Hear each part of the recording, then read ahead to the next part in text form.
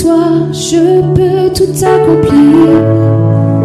Je peux vraiment tout, car c'est toi qui me rends fort.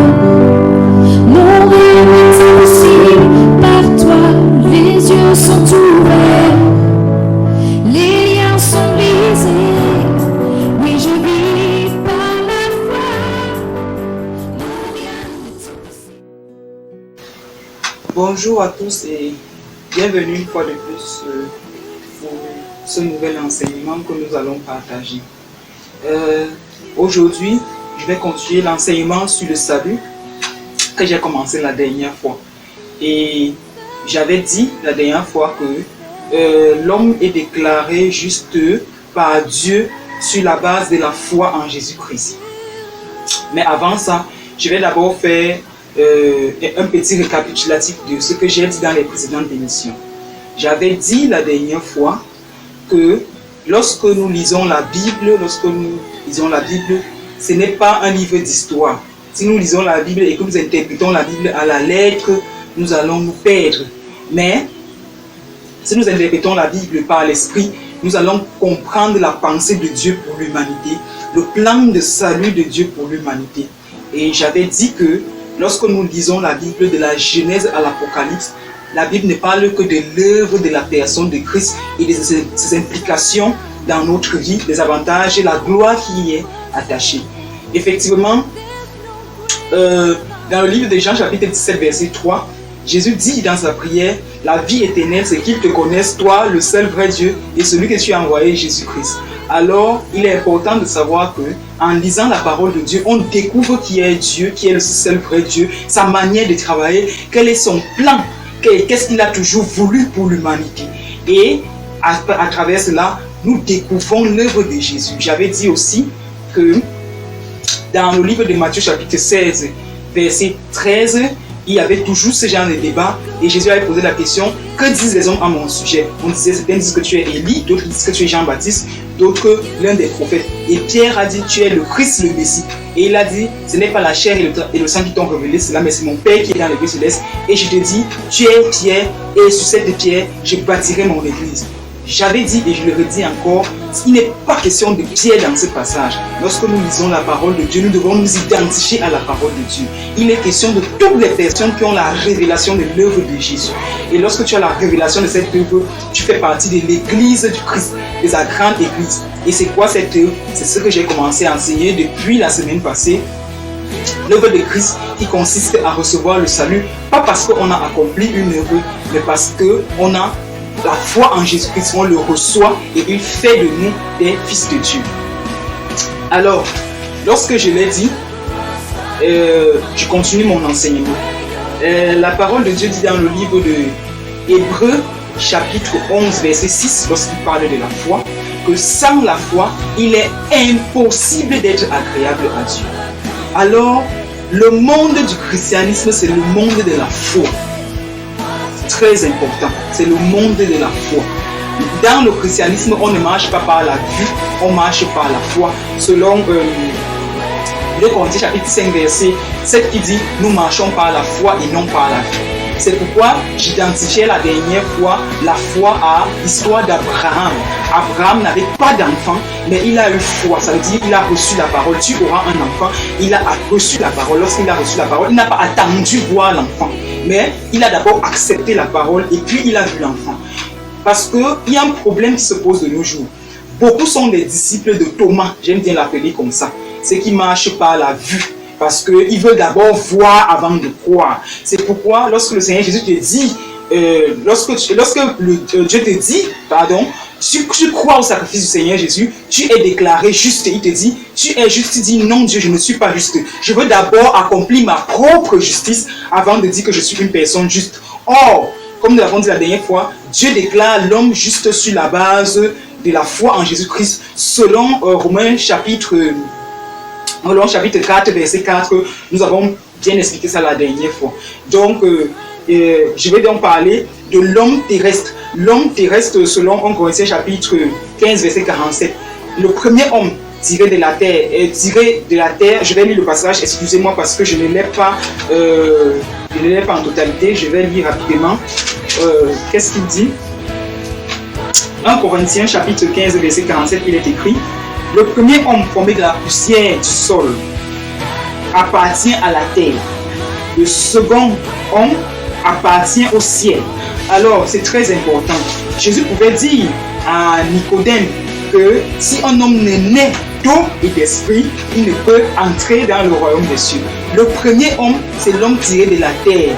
Il s'identifie à ses 5 sens, à ce qu'il voit. Je vois que je mange, je vole, je commets adultère, je suis une mauvaise personne. Il se voit sale, impur.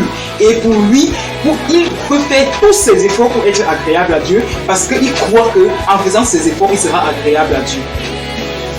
Or, j'ai l'image du salut dans le livre de Exode, comme je disais la dernière fois. Dieu avait dit: vous allez mettre le sang sur les linteaux des portes. Celui qui ne va pas mettre le sang, le premier-né de la maison va mourir. Et celui qui va mettre le sang, pardon, le premier-né de la maison va mourir. Et celui qui ne va pas mettre, il ne va pas mourir. Et celui qui va mettre le sang, celui qui ne va pas mettre le sang, le premier-né de la maison va mourir. Excusez-moi. Alors, j'avais dit, si tu mets le sang sur les linteaux de ta porte et à l'intérieur tu es en train de commettre une bêtise, la mort passe. Mais si tu ne mets pas le sang sur les linteaux de ta porte et à l'intérieur tu pries ou tu te sanctifies ou quoi, le premier-né de la maison va mourir. C'était une image du salut. C'est la même chose avec l'histoire de Caïn et de Abel. Caïn est venu vers le Seigneur avec les fruits de la terre. La Bible précise les fruits de la terre. Or, si on regarde plus loin, Dieu avait déjà maudit la terre. Donc, tout ce qui vient de la terre, Dieu ne prend pas. Alors, Abel est venu avec un agneau qui était l'image du Christ et il a été agréé par Dieu. C'est la même chose toujours dans le jardin d'Éden. La Bible dit: il y avait, Dieu a dit à l'homme, tu peux manger de tous les fruits de l'arbre du jardin, mais ce qui est du fruit de l'arbre de la connaissance du bien et du mal, tu n'en mangeras pas. Donc, dans le jardin d'Éden, il y avait aussi l'arbre de la vie, parce qu'il faut lire la parole de Dieu pour comprendre ça. Il y avait aussi l'arbre de la vie. Mais l'homme a préféré manger l'arbre de la connaissance du bien et du mal. À partir de là, il a été séparé de Dieu. Parce que tant que l'homme n'était pas conscient du bien et du mal, il était encore avec Dieu, jusqu'à ce qu'il soit conscient du bien et du mal, c'est-à-dire la loi, tu fais bien, tu fais mal, il a été séparé de Dieu. Donc, la parole de Dieu nous permet de connaître le plan de Dieu pour l'humanité, pour le salut de l'humanité, qui consistait à sauver l'homme, non pas à travers ses œuvres, mais à travers la loi. Alors, je continue. C'est pourquoi Jésus pouvait dire, dans Jean chapitre 9, verset 39 à 41, il y a eu toujours Jésus qui parlait en parabole. Et il a dit quelque chose qui m'a vraiment intrigué dans le livre de Jean. Je vais lire ça pour que vous puissiez comprendre à quel niveau nous nous situons. Alors, il est écrit, Jean chapitre 9, verset 39 à 41. Jésus dit quelque chose de vraiment passionnant. Il dit, Jésus dit: je suis venu dans ce monde pour qu'un jugement ait lieu, pour que ceux qui ne voient pas voient et que ceux qui voient deviennent aveugles. Les pharisiens qui se trouvaient près de lui entendirent ces paroles et lui demandèrent: serions-nous par hasard nous aussi aveugles? Si vous étiez des aveugles, leur dit Jésus, vous ne seriez pas coupables. Mais voilà, vous prétendez que vous voyez, aussi votre culpabilité reste entière. J'ai une autre version de la Bible qui dit: si vous étiez aveugle, vous n'auriez pas de péché. Mais parce que vous dites que vous voyez, c'est pour cela que votre péché subsiste. Alors, tant que l'homme se juge par rapport à ses 5 sens, par rapport à ce qu'il voit, il ne peut pas être agréable à Dieu. Ce n'est que par la foi que tu peux être agréable à Dieu. Lorsque Dieu te dit, parce que tu crois au sacrifice du Seigneur Jésus, tu es saint, tu reçois cette parole. La foi, c'est comme le processus de fécondation. Je ne suis pas très forte en sciences, dans les sciences humaines, mais la foi, c'est comme ça. Tu reçois la parole, tu es enceinte de la parole, après tu manifestes à l'extérieur. Mais aujourd'hui, on veut plutôt faire le contraire. On veut changer de l'extérieur vers l'intérieur. Ce n'est pas possible. C'est tout ça. On a beau donner les lois aux gens, on dit ça que ce n'est pas bien de mentir, ce n'est pas bien de commettre adultère, ce n'est pas bien de telles choses. Mais ça n'empêche pas les hommes de les faire parce qu'ils n'ont pas été transformés de l'intérieur. Donc le processus de la transformation, c'est de l'intérieur vers l'extérieur. C'est très important dans la marche avec Dieu. La foi donc consiste à accepter la parole, à recevoir la parole de Dieu. Lorsque tu la reçois, elle produit la transformation et ça se manifeste simplement à l'extérieur. L'homme terrestre alors se voit sale, il se voit impur, il fait comme Adam. Quand ses yeux se sont ouverts, il a pris les feuilles de figuier pour se couvrir, il s'est caché. Voilà l'homme terrestre. L'homme céleste se voit comme Dieu le voit, parce qu'il marche par la foi. Et puisqu'il marche par la foi, il est forcément agréable à Dieu selon Hébreux chapitre 11, verset 6. Sans la foi, il est impossible d'être agréable à Dieu. L'homme céleste donc se voit comme Dieu le voit, c'est-à-dire saint, c'est-à-dire sans péché, c'est-à-dire juste. Et lorsqu'il inculque cela dans son esprit, il devient, comme je l'ai dit la dernière fois, renouvelé dans son intelligence. C'est difficile à comprendre parce que beaucoup de personnes aujourd'hui, puisque ils se jugent par rapport à leurs œuvres, ils n'arrivent pas à concevoir comment vous me dites que je suis saint, comment vous me dites que Dieu me déclare juste alors que moi je vois que j'ai fait telle chose. Si on va dans ce sens-là, vous ne serez jamais agréable au Seigneur. Abraham a accepté la parole. Donc Dieu, lorsqu'il travaille, il t'identifie à quelque chose que tu n'es pas encore. Pour qu'en recevant la chose, tu deviennes ce qu'il dit qu'il est, que tu es.